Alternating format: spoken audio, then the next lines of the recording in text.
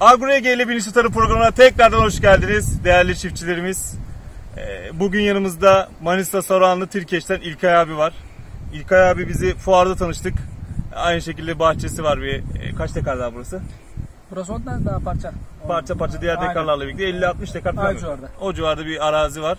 Bu arazi dedi ki ben dedi bakıyorum tam anlamıyla verim alamıyorum. Siz neler yapabilirsiniz dedi. Biz dedik ki abi yapacaklarımız konusunda bak şu anda uyarıyoruz dedik. Ondan sonra İlkay abi hadi görelim bakalım dedi. Başladık.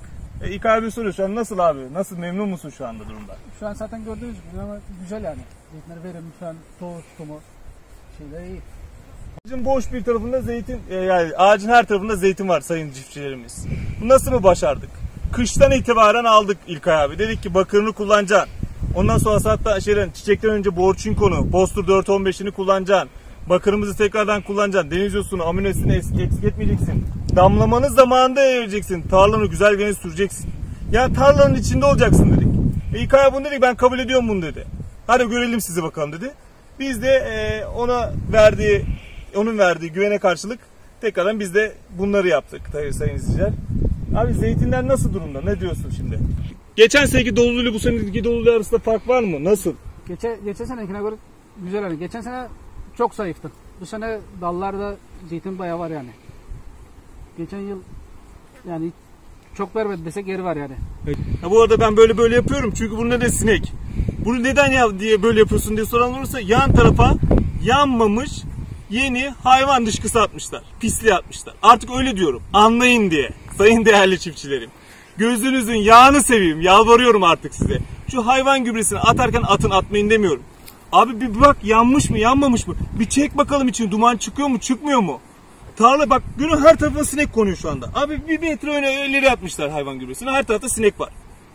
Şimdi bu adamın günahı ne? O kadar zeytin var üzerinde ağaçların. Ne olacak şimdi? Bunların çoğu zeytin vuruğu olacak. 14 günde bir ilaca giriyordu. Şimdi 7 günde bir gireceksin abi diyeceğim. Yani yazık günah. İnanın yazık günah. Kokudan duramıyoruz. Evet, abi burada kokudan duramıyorum şu anda. Bu kadar güzelim ağaçları yaptık, besledik, her şeyi tamamladık. Böyle bu sorunlarla karşılıyoruz. Bu niye? Bilinçsizlik. Ne diyoruz biz her zaman? Bilinçli tarım diyoruz. Aynı şekilde. İlkay abinin dediği gibi ağaçları çok iyi. Gövdelerde yosun vardı. Gövdedeki yosun sorununu çözdük. Sürgünler zaten hızlı geliyor. Damlamasını sermiş. Tarlasını güzel gene hazırlamış. Ya bizim dediklerimizin dışında bir şey yapmazlar. Sonucu da zaten çok rahat şekilde alıyor. Şimdi diğer bir uygulamamıza gelelim. Diğer bir uygulamamız sülfasit. Sayın izleyiciler bakın sülfasit dediğimiz ürün inanılmaz bir ürün. Toprağa attığınız zaman toprak köpürmeye başlıyor. Ve böylece toprakta geçen yıllarda birikmiş olan, hani siz atıyorsunuz ya kıştan dapınızı, mapınızı vesaire diğerlerinizi. Fosforun tamamı toprağa alınmıyor. Bu ne oluyor? Fosfor birikiyor, kilitleniyor. Biz ne diyoruz? Sülfasiti atın. Azotu, fosforu, potasyumu anında çözsün. Son dönemde büyütmek için özellikle ilk önce sülfasit, ondan sonra potasyum attıracağım. Ve inanılmaz fark olacak. 2 dekar, 3 dekar da yapmayacağız. Onların da videosunu aynı şekilde çekeceğiz. Partın 2. 3. kısmında. Değerli seyircilerimiz bizi izlemeye tekrar devam edin. İlkay abiye çok teşekkür ediyoruz. Kesinlikle videomuzu beğenmeyi unutmayın. Ve aşağıdan bize abone olun. Sağlıcakla kalın. Çiftçimizin mutluluğu bizim gururumuzdur.